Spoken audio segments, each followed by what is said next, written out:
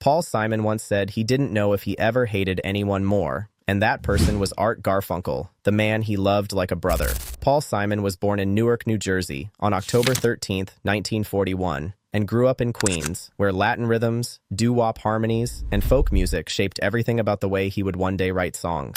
His father, Louis, played music professionally. His mother, Belle, was a teacher, and by the time Paul was a youngster, he was already writing songs inspired by Elvis Presley and the Carter family. He would go on to become one of America's greatest musical storytellers, but the road there was paved with both brilliance and heartbreak. Before the world knew his name, Simon was just a kid in Queens performing with his childhood friend Art Garfunkel as Tom and Jerry. Their first small hit, Hey Schoolgirl, came out in 1957 when they were both still teenagers. By the mid-1960s, Simon and Garfunkel had become famous around the world. With Paul's thoughtful lyrics and Garfunkel's angelic harmonies, they created a sound that perfectly captured the turbulent times. Songs like The Sound of Silence, Scarborough Fair, Homeward Bound, and Bridge Over Troubled Water became anthems for entire generations, speaking to personal heartbreak and sweeping social change all at once.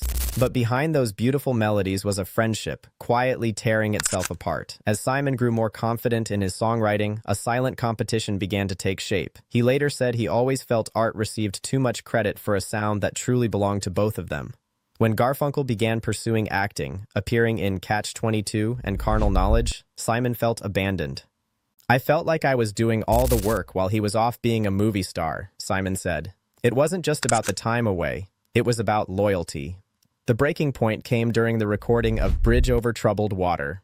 Simon wrote the song but handed Garfunkel the lead vocals, a decision that haunted him for decades. I gave him the song that defined us, Simon said bitterly. It felt like his song. People thought he wrote it. At the time, I couldn't say how much that hurt. When Simon and Garfunkel split in 1970, the wound was deep and permanent. They reunited for concerts over the years, most famously their legendary show in Central Park in 1981. But the tension never truly faded. Old scars never healed, Simon admitted. The ego fights and the blame, it all came back. Garfunkel once called Simon a monster of a little man. Simon called Garfunkel an angel who sometimes forgot he was human. And in one of the most heartbreaking admissions of Simon's life, he said, I don't know that I ever hated anyone more. It's strange, because I loved him more than almost anyone I've ever known, but the grief of what we lost became unbearable. Even as their personal relationship crumbled, Simon's music only grew more powerful. His 1972 solo debut produced hits like Mother and Child Reunion and Me and Julio Down by the Schoolyard, showcasing his early fascination with world music rhythms. Through the 1970s, he explored folk, jazz, reggae, and gospel, winning multiple Grammy Awards including Album of the Year for Still Crazy After All These Years in 1975. But his boldest artistic move came in 1986 with Graceland, an album recorded in South Africa during apartheid that mixed his folk pop style with African rhythms and South African harmonies. Despite the political controversy, Graceland became one of the most important albums of the 20th century, introducing millions in the West to South African music through songs like You Can Call Me Al and Diamonds on the Soles of Her Shoes. It won the Grammy Award for Album of the Year and cemented Simon's legacy as an artist willing to risk everything for his art. His personal life was just as complex and deeply felt. After his first marriage to Peggy Harper, who inspired some of his most moving early work and gave him his son, Harper Simon, the marriage ended in 1975. Many believe the haunting Still Crazy After All These Years was born from that pain. Then came his famous and turbulent marriage to actress and writer Carrie Fisher, best known as Princess Leia in Star Wars. Their relationship was intense, brilliant, and short-lived, lasting only a year before ending in 1984. Fisher was funny, sharp, and emotionally fearless. She pushed Simon in ways few others could. He later said she was smart, funny, and full of soul. Their complicated love inspired songs like Hearts and Bones,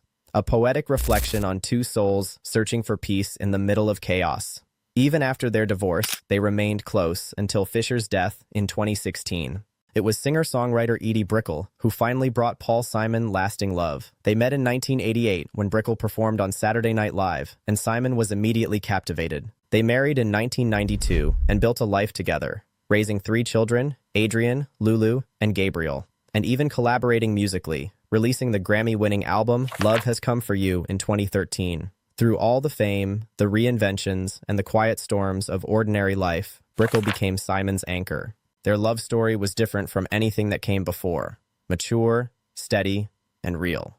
Through decades of music, heartbreak, rivalry, and redemption, Paul Simon never stopped reaching for something deeper. His later works, The Rhythm of the Saints, You're the One, Stranger to Stranger, proved he was an artist who never stood still, always searching for new sounds, new truths, new ways to make an audience feel something.